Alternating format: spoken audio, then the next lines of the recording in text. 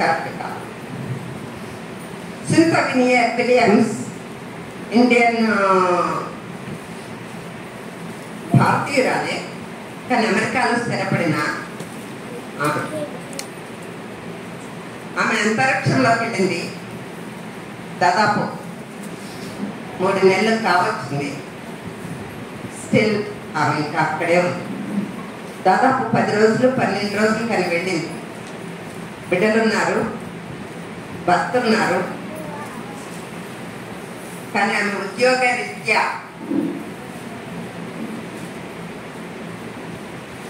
ఆమెను అందుకు ఎంచుకున్నారు. నాసా కేంద్రం వారు, అమెరికాలోని నాసా కేంద్రం వారు ఎంచుకుంటే ఆమె వెళ్ళింది. కానీ బిడ్డలు కలుసుకునే అవకాశం లేదు, బ్రతికే ఉంది. భర్తలు కలుసుకునే అవకాశం లేదు. ఆమె అంతరిక్షంలో ఉంది, వాడు భూమి మీద ఉంది. ఆమె కండిషన్ మీరు ఆలోచించండి. ఒక స్త్రీగా మీరు ఆలోచించండి.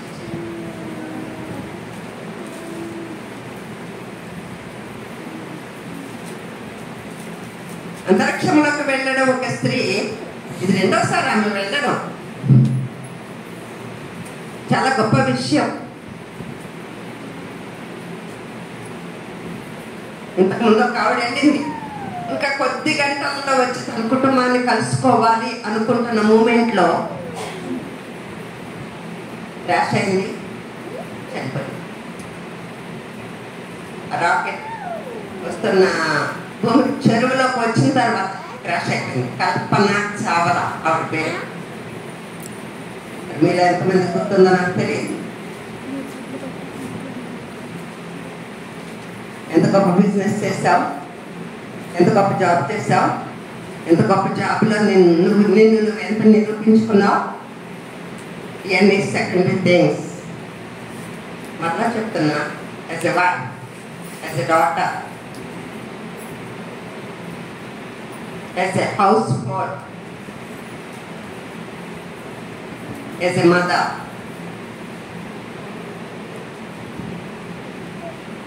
దేవుడు ఇప్పుడు నిన్ను పరీక్షిస్తే నువ్వు దేవుని క్లాసులో తోగుతావా, తోగగలవా? ఇట్లాంటి అంతర్జాతీయ మహిళా దినోత్సవాలు జరుపుకోవడం ఆనవాయితీ లేకపోతుంది. ఆనవాయితీ భక్తి చేయొద్దు.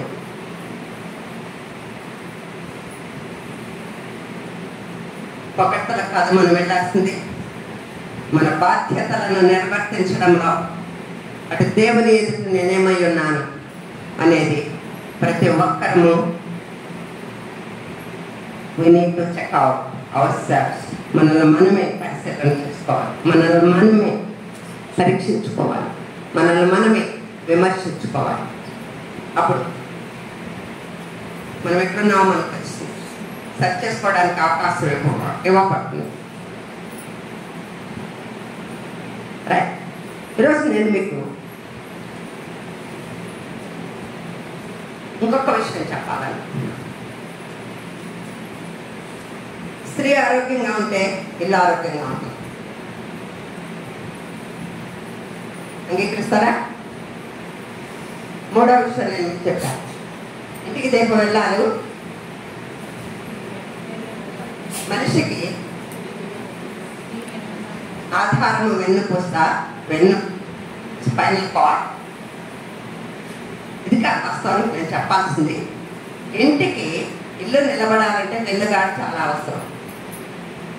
ఇవాళ పూరీలు తగ్గిపోయినాయి కదా, పెంకులు తగ్గిపోయినాయి కదా, వెన్నుగాడు అంటే చాలా మందికి తెలియదు కదా. అందుకని నేను వెన్నుపూస అని చెప్పాను. 3, ఇల్లు ఆరోగ్యంగా ఉండాలి అంటే ఇల్లాగా ఆరోగ్యంగా ఉండాలి. దీనిని నమ్మినాలు కూడా దేవుని స్తుతించుదా. హల్లెలూయా.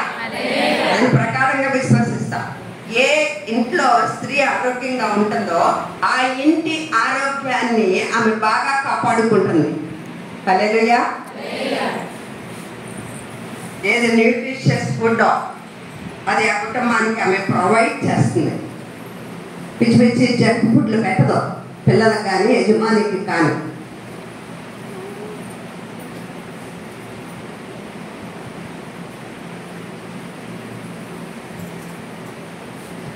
ఇల్లు ఆరోగ్యంగా ఉంటే ఇల్లాలు ఆరోగ్యంగా ఉంటే ఇల్లు ఆరోగ్యంగా ఉంటుంది, ఇల్లు ఆరోగ్యంగా ఉంటే సంఘం ఆరోగ్యంగా ఉంటుంది, సంఘం ఆరోగ్యంగా ఉంటే సమాజం ఆరోగ్యంగా ఉంటుంది, సమాజం ఆరోగ్యంగా ఉంటే దేశం ఆరోగ్యంగా ఉంటుంది. హల్లెలూయా. ఒకదాని మీద ఒకటి ఎలా డిపెండ్ అయ్యి ఉన్నాయో చూడండి.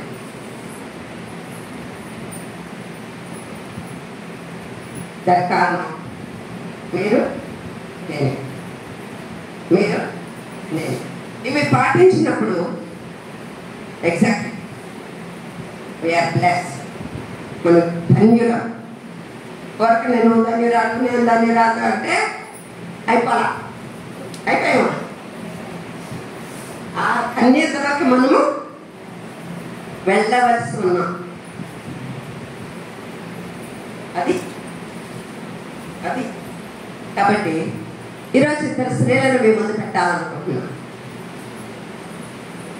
ఇద్దరు స్త్రీలను మనము వారి నుంచి నేర్చుకున్న విషయాలను కనుక మనం పాటిస్తే ఖచ్చితంగా అటు ధన్యతలకు మనం కూడా వెళ్తాం.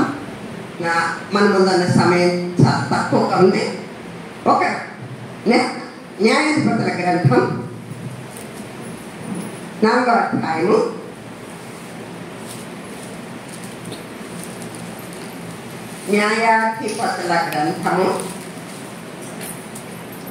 తెలియని వాళ్ళు ఉంటే judges, the book of judges 4వ అధ్యాయము 4వ వచనములో మనకు ఒక స్త్రీ పరిచయం చేయబడింది. ఆ స్త్రీ పేరు దెబోరా. తెలంగాణలో ఉంటే let me see your hands. Deborah అని తెలవని వాళ్ళు ఎవరు ఉన్నారా? వినని వాళ్ళు ఉన్నారా? పేరు ఎంతమంది దెబోరాలు ఉన్నారమ్మా ఇక్కడ? దెబోరా అన్న పేరు పెట్టుకున్న వాళ్ళు ఎవరు ఉన్నారా? లేక దెబోరా ఈమె వివాహితురాలు. ఈమె భర్త పేరు లప్పీదోతు. అక్కడ వ్రాయబడి ఉంది. లప్పీదోతునకు భార్య అయిన దెబోరా అని అక్కడ వ్రాయబడి ఉంది. ఈమె ఎఫ్రాయిము గోత్రికురాలు. ఆ ప్రాంతానికి చెందినామే. ఇంతవరకు బాగానే ఉంది, ఒక స్త్రీ చేయవలసిన పనులు.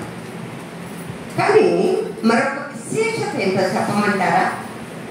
ఈమె అన్ని పనులలో పర్ఫెక్ట్. అందుకే ఆమె దేవుడు ఎంచుకున్నాడు. అన్నిట్లో మనం ఇంపర్ఫెక్ట్గా ఉంటే దేవుడు ఎంచుకోవాలి. మనం చేసే వాటన్నిటిలో నమ్మకంగా ఉంటే తన పనిలో దేవుడు వాడుకుంటాడు. హల్లెలూయా.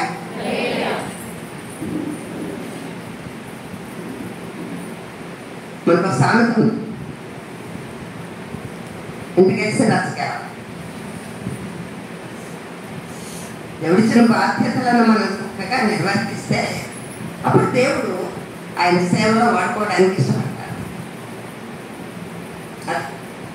నేను సేవ చేస్తున్నాను మిగిలిన పక్కన పెట్టమని కాదు. దేవుడు పిలిచిన తర్వాత కూడా మన బాధ్యతలు మనం నిర్వర్తించాలి. ఈ సమయంలో లప్పీదోతునకు భార్య అయిన దెబోరా ఒక ప్రవక్త్రి అని అక్కడ వ్రాయబడి ఉంది. ఎవరంటే ప్రవక్త్రి. ఇక్కడ మనం గమనించవలసిన విషయాలు ఏంటి అంటే ఆమె పేరుకు అర్థం రెండు ఆమె పేరుకు అర్థం తేనెటీగ. దెబోరా అంటే తేనెటీగ.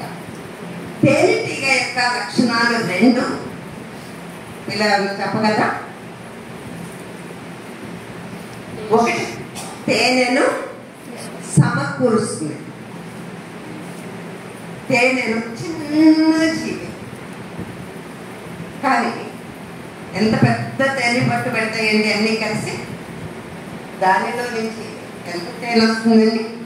ఈ మధ్య ఎవరో చెప్పారు, తేనె పట్టు దులిపారు, ఒక 4 కేజీలో 6 కేజీలో వచ్చింది, మీకేమైనా పంపించమంటారా అని నాకు ఫోన్ చేశారు.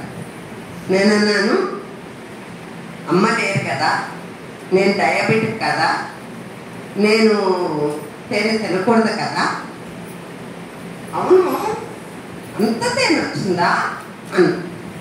ఇది తేనె పట్టే కాదము, బాగా ఎక్కువ వచ్చింది అని చెప్పారు.